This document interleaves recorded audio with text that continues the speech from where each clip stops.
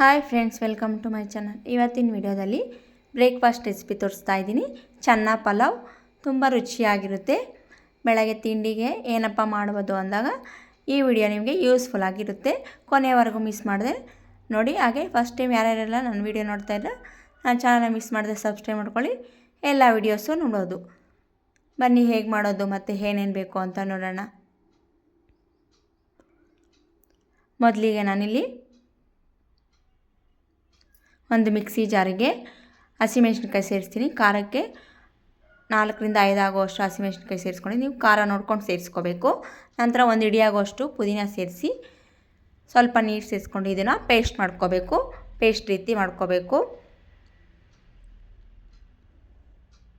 ನೋಡಿ, ಈ ರೀತಿ ಪೇಸ್ಟ್ ಮಾಡ್ಕೋಬೇಕು. ಈಗ ಒಂದು ಕುಕ್ಕರ್ಗೆ ನಾನು ಎಣ್ಣೆ ಸೇರಿಸ್ತಾ ಇದ್ದೀನಿ.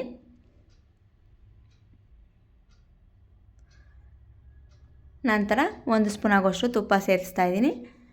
ಕಾದ ನಂತರ ಪಲಾವ್ಗೆ ಹಾಕೋ ಪದಾರ್ಥಗಳು ಸೇರಿಸ್ತಾ ಇದ್ದೀನಿ. 2 ಈರುಳ್ಳಿನ ಕಟ್ ಮಾಡಿ ಸೇರಿಸ್ಕೊತಾ ಇದ್ದೀನಿ. ಈರುಳ್ಳಿ ಗೋಲ್ಡನ್ ಕಲರ್ ಬರೋವರೆಗೂ ಚೆನ್ನಾಗಿ ಫ್ರೈ ಮಾಡ್ಕೋಬೇಕು. ಈರುಳ್ಳಿ ಫ್ರೈ ಆಗಿದ ನಂತರ ಶುಂಠಿ ಬೆಳ್ಳುಳ್ಳಿ ಪೇಸ್ಟ್ ಸೇರಿಸ್ತಾ ಇದ್ದೀನಿ 1 ಸ್ಪೂನ್ ಆಗೋಷ್ಟು.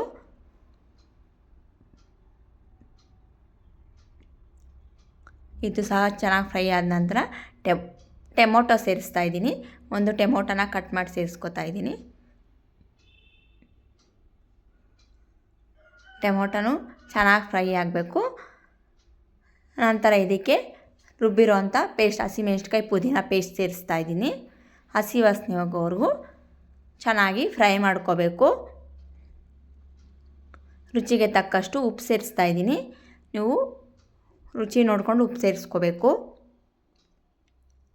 ನಂತರ ಇದಕ್ಕೆ ನಾನು ಒಂದು ರಾತ್ರಿ ಇಡೀ ನೆನೆಸಿಟ್ಟಿರೋ ಅಂಥ ಕಾಬೂನ್ ಕಡಲೆ ಅಂದರೆ ಚೆನ್ನ ಬಿಳಿ ಕಡಲೆನ ಸೇರಿಸ್ತಾ ಇದ್ದೀನಿ.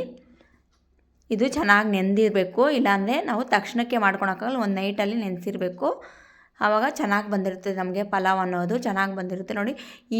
ಈ ರೀತಿ ನೆಂದಿದ್ರೇ ನಮಗೆ ಪಲಾವ್ ಅನ್ನೋದು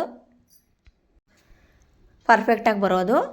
ನಂತರ ಇದಕ್ಕೆ ಖಾರದ ಪುಡಿ ಸೇರಿಸ್ತಾ ಇದ್ದೀನಿ. ನಾನಿಲ್ಲಿ ಹಸಿಮೆಣ್ಸಿನ್ಕಾಯಿ ಕಡಿಮೆ ಸೇರಿಸಿರೋದ್ರಿಂದ ಖಾರದ ಪುಡಿ ಸ್ವಲ್ಪ 1 ಸ್ಪೂನ್ ಆಗೋಷ್ಟು ಖಾರದ ಪುಡಿ, ಅರ್ಧ ಸ್ಪೂನ್ ಗರಂ ಮಸಾಲ, ಹಾಗೆ 1 ಸ್ಪೂನ್ ಆಗೋಷ್ಟು ಧನಿಯಾ ಪುಡಿ ಸೇರಿಸ್ತಾ ಇದ್ದೀನಿ.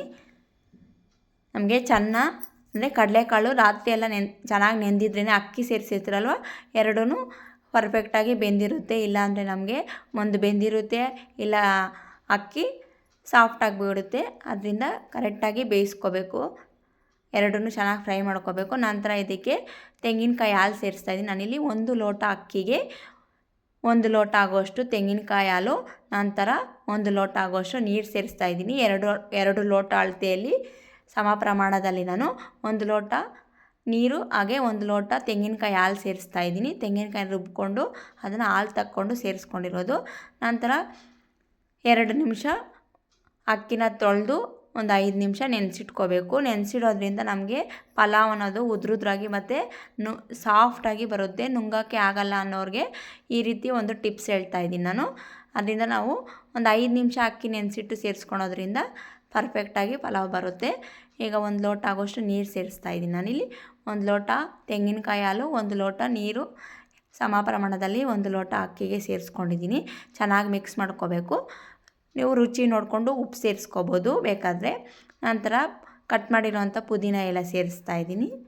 ಇದನ್ನು ಕುಕ್ಕರ್ ಮುಚ್ಚಳ ಮುಚ್ಚಿ 2 ವಿಸಲ್ ಕೂಗಿಸ್ಕೋಬೇಕು.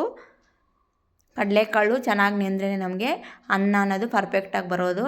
ಇಲ್ಲಾಂದರೆ ಒಂದು ಬೆಂದಿರುತ್ತೆ, ಒಂದು ಬೆಂದಿರಲ್ಲ ನೋಡಿ. ಇದು ಚೆನ್ನಾಗಿ ರೆಡಿಯಾಗಿದೆ, ಪರ್ಫೆಕ್ಟಾಗಿ ಬೆಂದಿದೆ. ಈ ರೀತಿ ಬೇಯಿಸ್ಕೋಬೇಕು. ನೀವು ಸಹ ಟ್ರೈ ಮಾಡಿ. ಬೆಳಗ್ಗೆ ತಿಂಡಿಗೆ ಏನಪ್ಪ ಮಾಡೋದು ಅಂದಾಗ ಈ ರೆಸಿಪಿ ನೀವು ಖಂಡಿತ ಟ್ರೈ ಮಾಡ್ತೀರಾ ಅಂತ ಅಂದ್ಕೊಂಡಿದ್ದೀನಿ. ಹಾಗೆ ನೀವು ಹೇಗೆ ಮಾಡಿದ್ದೀರಾ ಅಂತ ಕಾಮೆಂಟ್ ಮೂಲಕ ತಿಳಿಸಿ. ಹಾಗೆ ನನ್ನ ಚಾನಲ್ನ ಯಾರ್ಯಾರು ಸಬ್ಸ್ಕ್ರೈಬ್ ಮಾಡ್ಕೊಂಡ್ರೆ ಸಬ್ಸ್ಕ್ರೈಬ್ ಮಾಡಿ. Thank you for watching.